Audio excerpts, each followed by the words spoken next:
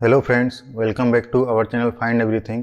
Weekly current affairs में आज हम देखेंगे 8 जनवरी 2024 से लेकर 14 जनवरी 2024 के बीच की कुछ महत्वपूर्ण इवेंट और खबरें। तो आज का हमारा पहला क्वेश्चन है, बांग्लादेश की प्रधानमंत्री शेख हसीना का संबंध किस पार्टी से है? तो दोस्तों, बांग्लादेश की प्रधानमंत्री शेख हसीना का संबंध आवामी लीग से है और अभी हाल ही में बांग्लादेश में संसदीय चुनाव संपन्न हुए जिसमें आवामी लीग ने 299 सीटों में से 223 सीटें जीती और इस जीत के साथ ही शेख हसीना लगातार चौथी बार बांग्लादेश की प्रधानमंत्री बनने जा रही हैं और उनका अब तक का यह 5वां कार्यकाल होगा। बांग्लादेश की प्रधानमंत्री शेख हसीना 2009 से सत्ता पर काबिज हैं। इनको आप यहाँ पे देख सकते हैं, शेख हसीना जी को। हमारा अगला क्वेश्चन है, प्रेरणा कार्यक्रम किस संस्था द्वारा लॉन्च किया गया है?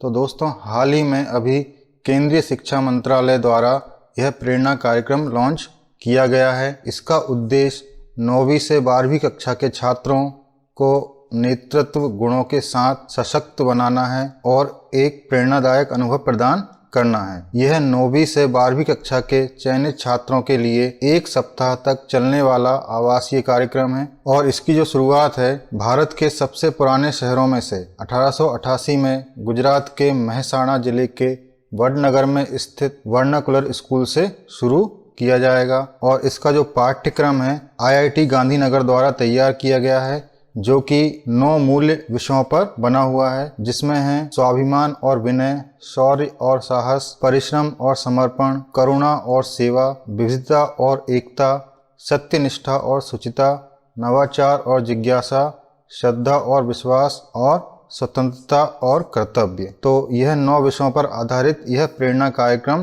केंद्रीय शिक्षा मंत्रालय द्वारा लॉन्च किया गया है। अगला क्वेश्चन, पृथ्वी विज्ञान योजना के लिए भारत सरकार ने कितना बजट स्वीकृत किया है?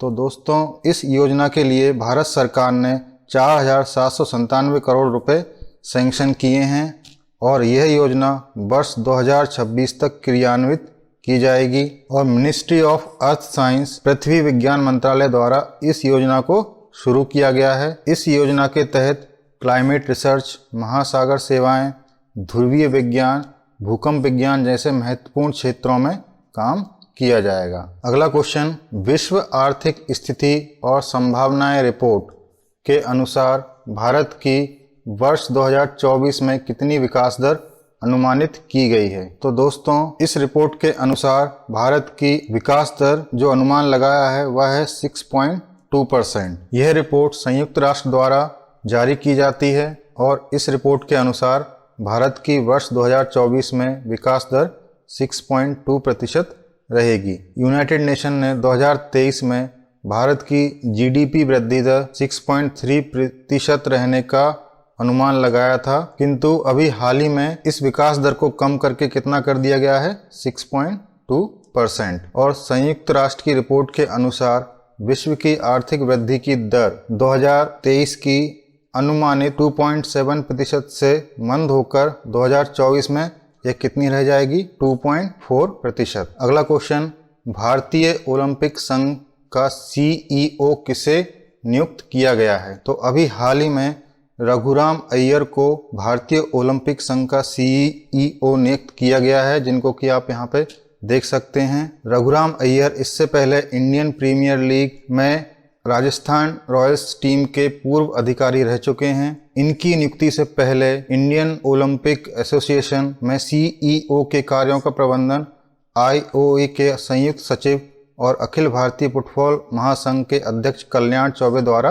किया जाता था। यदि हम इंडियन ओलंपिक एसोसिएशन की बात करें तो इसकी स्थापना 1927 में की गई थी। इसका जो हेडक्वार्टर है वह न्यू दिल्ली में है और अभी वर्तमान में जो इसकी प्रेसिडेंट है वो है PT उषा। अगला क्वेश्चन, भारत पार्क की स्थापना कहाँ की जा रही है? तो दोस्तों, भारत पार्क की जो स्थापना है वह की जा रही है संयुक्त अरब अमीरात में और संयुक्त अरब अमीरात में दुबई के जेबल अली फ्री जोन में भारत पार्क की स्थापना की जाएगी, जिसका निर्माण 2025 तक पूरा होने की उम्मीद है। इस पार्क में भारतीय सामानों के शोरूम और गोदाम बनेंगे और इस पार्क के बनने से दुनिया के अन्य देशों को भारतीय सामान खरीदने में सुविधा होगी। अगला क्वेश्चन, किस देश ने हिम तेंदुए को राष्ट्रीय प्रतीक घोषित किया है? तो अभी हाल ही में किर्गिस्तान द्वारा हिम तेंदुए को राष्ट्रीय प्रतीक घोषित किया है। हिम तेंदुआ किर्गिज संस्कृति में ऐतिहासिक रूप से बहुत महत्वपूर्ण है, जिसका वर्णन किर्गिज लोक नायक मानस की कहानी में मिलता है, जो महानता, साहस तथा समुत्थानशीलता के प्रतीक के रूप में जाना जाता है। यदि हम हिम तेंदुए की बात करें तो इसका वैज्ञानिक नाम पैंथेरा अनसिया है और इसे घोस्ट ऑफ द माउंटेन अर्थात पहाड़ों का भूत के रूप में भी जाना जाता है। किर्गिस्तान द्वारा वर्ष 2013 में ग्लोबल स्नो लेपर्ड फोरम की मेजबानी की गई थी। यदि हम किर्गिस्तान की बात करें तो किर्गिस्तान की राजधानी बिश्केक है। और यदि हम भारत की बात करें तो भारत में हेमिश राष्ट्रीय उद्यान लद्दाख में हिम तेंदुए पाए जाते हैं और इसे हिम तेंदुओं की वैश्विक राजधानी के रूप में भी जाना जाता है। और यदि हम विश्व में सबसे अधिक हिम तेंदुए कहाँ होते हैं तो इसकी बात करें तो चीन में हिम तेंदुओं की आबादी सबसे अधिक है। हमारा अगला क्वेश्चन है, प्रवासी भारतीय दिवस कब मनाया जाता है? तो 9 जनवरी को प्रवासी भारतीय दिवस मनाया जाता है और इस दिवस का आयोजन भारत के विकास में प्रवासी भारतीय समुदाय के योगदान को चिन्हित करने के लिए मनाया जाता है। और यह 9 जनवरी को इसलिए मनाया जाता है क्योंकि 9 जनवरी 1915 को महात्मा गांधी की दक्षिण अफ्रीका से मुंबई वापसी हुई थी और इसी के याद में 9 जनवरी को यह दिवस मनाया जाता है। प्रवासी भारतीय दिवस विदेश मंत्रालय का प्रमुख कार्यक्रम है और इसकी जो शुरुआत है वर्ष 2003 से हुई है और 2003 से यह प्रतिवर्ष मनाया जाता था, किंतु वर्ष 2015 में इसे संशोधित किया गया और अब हर 2 वर्ष में इसे मनाया जाता है। तो जो अगला प्रवासी भारतीय दिवस सम्मेलन है उसका आयोजन 2025 में किया जाएगा और इससे पहले 2023 में प्रवासी भारतीय दिवस मनाया गया था। इसका जो विषय था वह था प्रवासी अमृत काल में भारत की प्रगति के विश्वसनीय भागीदार। और जो इसका आयोजन 8 से 10 जनवरी 2023 को इंदौर मध्य प्रदेश में किया गया था। और 17वें प्रवासी भारतीय दिवस के यदि हम मुख्य अतिथि की बात करें तो गुयाना सहकारी गणराज्य के राष्ट्रपति महामहिम डॉक्टर मोहम्मद इरफान अली इस सम्मेलन के मुख्य अतिथि थे। अगला क्वेश्चन, चंदूबी महोत्सव किस राज्य में मनाया जाता है? तो दोस्तों यह महोत्सव असम राज्य में मनाया जाता है, जो कि 5 दिनों तक चलने वाला एक वार्षिक कार्यक्रम होता है और हर साल नए साल के पहले दिन असम में सुरम्य चंदूबी झील के साथ यह शुरू होता है। इस महोत्सव का प्राथमिक उद्देश्य असम के चंदूबी झील को बचाने के लिए लोगों को प्रेरित करना एवं इस जैव विविधता क्षेत्र में पर्यावरण पर्यटन को बढ़ावा देना है। इस महोत्सव को राभा हंसोंग स्वायत्त परिषद के द्वारा राजापारा गांव के लोगों द्वारा 14 वर्षों से मनाया जा रहा है और इस महोत्सव के संस्थापक और सचिव अशोक नोंगबांग हैं और इन्होंने इस महोत्सव की शुरुआत वर्ष 2010 में की थी। अगला क्वेश्चन, विश्व हिंदी दिवस कब मनाया जाता है?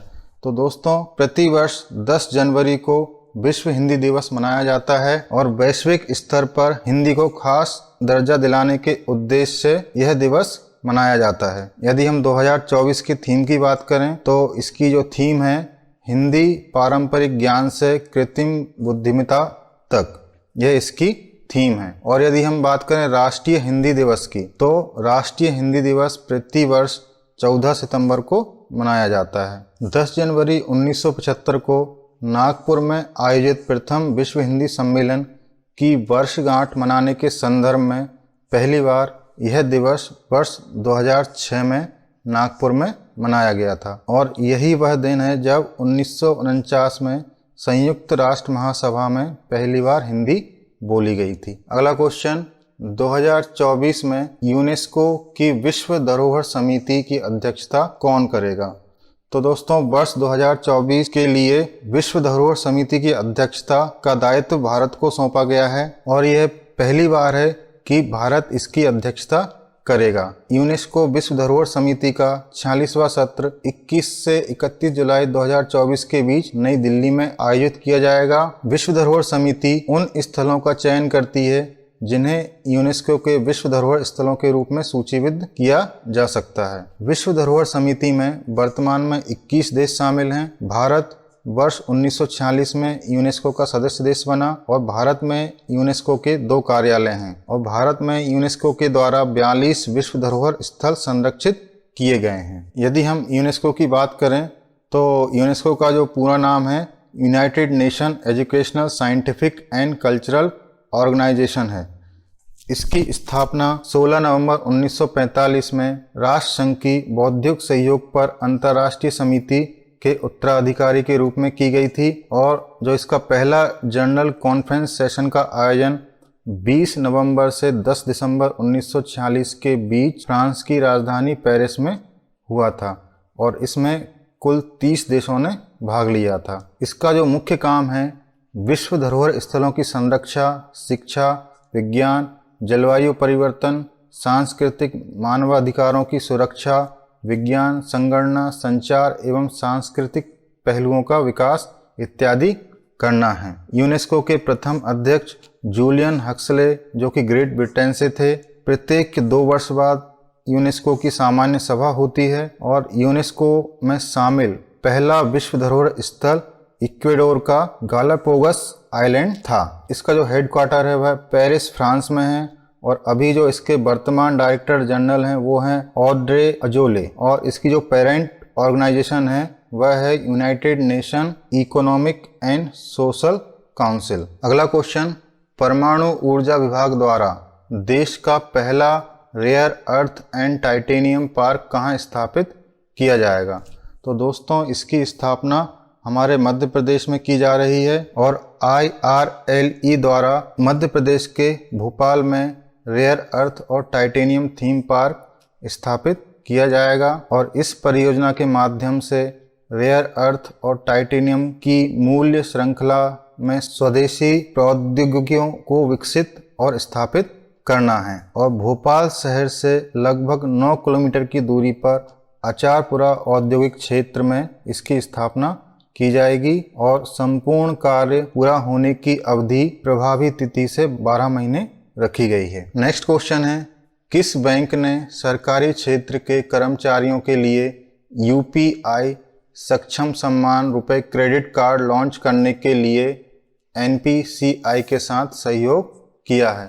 तो दोस्तों इंडसइंड बैंक के द्वारा NPCI के साथ साझेदारी में सम्मान रुपए क्रेडिट कार्ड को लॉन्च किया है जो कि विशेष रूप से सरकारी क्षेत्र के कर्मचारियों के लिए बनाया गया है। इसके उपयोगकर्ता सुरक्षित और सुविधाजनक भुगतान लेन देन की सुविधा के लिए रुपए क्रेडिट कार्ड को UPI ID से लिंक कर सकते हैं। अगला क्वेश्चन, हेनले पासपोर्ट इंडेक्स 2024 में भारत को कौन सा स्थान मिला है? तो दोस्तों हेनले पासपोर्ट इंडेक्स 2024 में भारत को 80वां स्थान मिला है। हेनले पासपोर्ट इंडेक्स वैश्विक नागरिकता और निवास सलाहकार कंपनी हेनले एंड पार्टनर्स द्वारा जारी किया जाता है। इसमें वर्तमान में 199 देशों के पासपोर्टों का मूल्यांकन किया गया है जिसमें भारत उज्बेकिस्तान के साथ 80वें स्थान पर है। भारत का पासपोर्ट 62 देशों तक वीजा फ्री पहुंच को आसान बनाता है और दुनिया का सबसे कम शक्तिशाली पासपोर्ट अफगानिस्तान का है जो कि 104वें स्थान पर है और अफगानिस्तान के पासपोर्ट से आप 28 देशों में वीजा फ्री यात्रा कर सकते हैं। 2024 हेनले पासपोर्ट इंडेक्स में दुनिया भर के कुल 6 देशों ने शीर्ष स्थान हासिल किया है जिनमें हैं France, Germany, Italy, Spain, Japan और सिंगापुर। ये सभी के सभी पहले स्थान पर हैं और इन सभी देशों के पासपोर्ट से 194 वीजा फ्री यात्रा आप लोग कर सकते हैं। यदि हम भारत की बात करें तो 2023 में भारत 84वें नंबर पर था, 2022 में 83वें नंबर पर था और 2021 में 85वें नंबर पर था। अगला क्वेश्चन, स्वच्छ सर्वेक्षण 2023 अवार्ड में प्रथम स्थान पर कौन सा शहर रहा? तो दोस्तों अभी स्वच्छता सर्वेक्षण 2023 में इंदौर और सूरत दोनों को पहला स्थान मिला है। यह सर्वेक्षण ministry of housing and urban affairs द्वारा स्वच्छ भारत मिशन 2.0 के तहत किया जाता है और 2023 में इसका यह 8वां संस्करण लॉन्च किया गया था। इसमें 1 लाख से अधिक आबादी वाले शहरों में इंदौर को पहला स्थान मिला है और इसी के साथ सूरत को भी पहला स्थान मिला है। इंदौर यह अवार्ड 7वीं बार जीत रहा है, जबकि सूरत को यह अवार्ड पहली बार मिल रहा है। और महाराष्ट्र की नवी मुंबई तीसरे स्थान पर, आंध्र प्रदेश का विशाखापट्टनम चौथे और मध्य प्रदेश की राजधानी भोपाल इसमें 5वें नंबर पर रहा है। और यदि हम 1 लाख से कम आबादी वाले शहरों की बात करें तो पहले स्थान पर महाराष्ट्र का सासवड़, दूसरे स्थान पर छत्तीसगढ़ का पाटन और तीसरे स्थान पर महाराष्ट्र का लोनावाला है। और यदि हम बात करें देश के स्वच्छ राज्यों में कौन पहले स्थान पर रहा है तो महाराष्ट्र को पहला स्थान मिला है और मध्य प्रदेश को दूसरा और छत्तीसगढ़ को तीसरा स्थान मिला है। और सबसे स्वच्छ राजधानी के रूप में भोपाल को चुना गया है। इस सर्वेक्षण का प्रारंभ 2016 से हुआ है। अगला क्वेश्चन, 9वें एशियन विंटर गेम्स का आयोजन कहाँ किया जाएगा? तो दोस्तों 9वें एशियन विंटर गेम्स का आयोजन चाइना में किया जाएगा, जो कि 2025 में चीन के हार्बिन में 28 फरवरी से 9 मार्च 2025 तक आयोजित किए जाएंगे। इसका जो ऑफिशियल स्लोगन है वह है dream of winter love among Asia, जो कि 11 जनवरी 2024 को लॉन्च किया गया है। यदि हम इसके मैस्कॉट की बात करें तो इसके जो मैस्कॉट हैं वह साइबेरियाई बाघों की एक जोड़ी बिनबिन और निनी है, जिनको कि आप यहाँ पे देख सकते हैं। ये बिनबिन है और ये निनी है। इसके यदि हम प्रतीक की बात करें तो इसका जो प्रतीक है वह है ब्रेक थ्रू। और यदि हम एशियन गेम्स की बात करें तो एशियन गेम्स की शुरुआत 1986 से हुई है और पहले एशियन विंटर गेम्स सपोरो जापान में आयोजित किए गए थे। अगला क्वेश्चन, अभ्यास सहयोग काइजन किन देशों के बीच साझा अभ्यास है? तो दोस्तों सहयोग काइजन अभ्यास जापान और भारत के बीच में आयोजित किया जाता है और भारतीय और जापानी तट रक्षकों ने हाल ही में चेन्नई के तट पर सहयोग काइजन का संयुक्त अभ्यास किया है। और इस अभ्यास में भारतीय तट रक्षक जहाज शौर्य और जापान तट रक्षक जहाज याशिमा ने भाग लिया है। यदि हम बात करें इस अभ्यास की तो इसकी शुरुआत वर्ष 2006 से हुई है। अगला question, world employment and social outlook report किस संस्था द्वारा जारी की जाती है? तो दोस्तों यह रिपोर्ट जारी की जाती है ILO द्वारा, मतलब इंटरनेशनल लेबर ऑर्गेनाइजेशन द्वारा। इस रिपोर्ट के अनुसार वैश्विक बेरोजगारी दर 2023 में 5.1% थी और इसी रिपोर्ट के अनुसार 2024 में अतिरिक्त 20 लाख श्रमिकों के नौकरियों की तलाश करने की उम्मीद है, जिससे वैश्विक बेरोजगारी दर 5.2% तक बढ़ जाएगी। और इसी रिपोर्ट में बढ़ती बेरोजगारी दर का मुख्य कारण उन्नत अर्थव्यवस्थाओं में बेरोजगारी में वृद्धि होना बताया है। तो 2019 में वैश्विक बेरोजगारी दर 5.6% थी, जो कि 2022 में घटकर 5.3% हो गई और 2023 में इसमें और कमी आई, जो कि 5.1% पर पहुंच गई थी। यदि हम इंटरनेशनल लेबर ऑर्गेनाइजेशन की बात करें तो यह एक संयुक्त राष्ट्र एजेंसी है जिसका कार्य अंतर्राष्ट्रीय श्रम मानकों को स्थापित करके सामाजिक और आर्थिक न्याय को आगे बढ़ाना होता है। इसे 1919 में प्रथम विश्व युद्ध को समाप्त करने वाली वर्साई की संधि के हिस्से के रूप में बनाया गया था और 1946 में संयुक्त राष्ट्र की एक विशेष एजेंसी बन गई थी। इसमें कुल 187 सदस्य देश हैं। इसकी स्थापना का मुख्य उद्देश्य था वैश्विक और स्थायी शांति के लिए सामाजिक न्याय प्राप्त करना, अंतर्राष्ट्रीय स्तर पर मान्यता प्राप्त मानव अधिकारों और श्रम अधिकारों को बढ़ावा देना और इसके इन्हीं कार्यों के लिए अंतर्राष्ट्रीय श्रम संगठन को वर्ष 1969 में नोबेल शांति पुरस्कार से सम्मानित किया गया था। यदि हम इसके पहले डायरेक्टर जनरल की बात करें तो पहले डायरेक्टर जनरल थे एल्बर्ट थॉमस, जिनको कि आप यहाँ पे देख सकते हैं, और वर्तमान में इनके डायरेक्टर जनरल हैं गिलबर्ट हुंगबो, और इसका जो हेडक्वार्टर है वह जिनेवा स्विट्जरलैंड में है, और इसकी जो स्थापना है 11 अप्रैल 1919 को हुई थी। यदि हम पेरेंट ऑर्गेनाइजेशन की बात करें तो यह यूनाइटेड नेशंस जनरल असेंबली और United Nations economic and Social council, इनके अंतर्गत यह काम करता है। तो दोस्तों, ये थी 8 जनवरी 2024 से लेकर 14 जनवरी 2024 के बीच की कुछ महत्वपूर्ण इवेंट और खबरें। यदि आपको वीडियो अच्छा लगा हो तो वीडियो को लाइक करें, शेयर करें, सब्सक्राइब करें और बेल आइकन को प्रेस करना ना भूलें, ताकि लेटेस्ट वीडियो की अपडेट सबसे पहले आपको मिले। Thank you friends.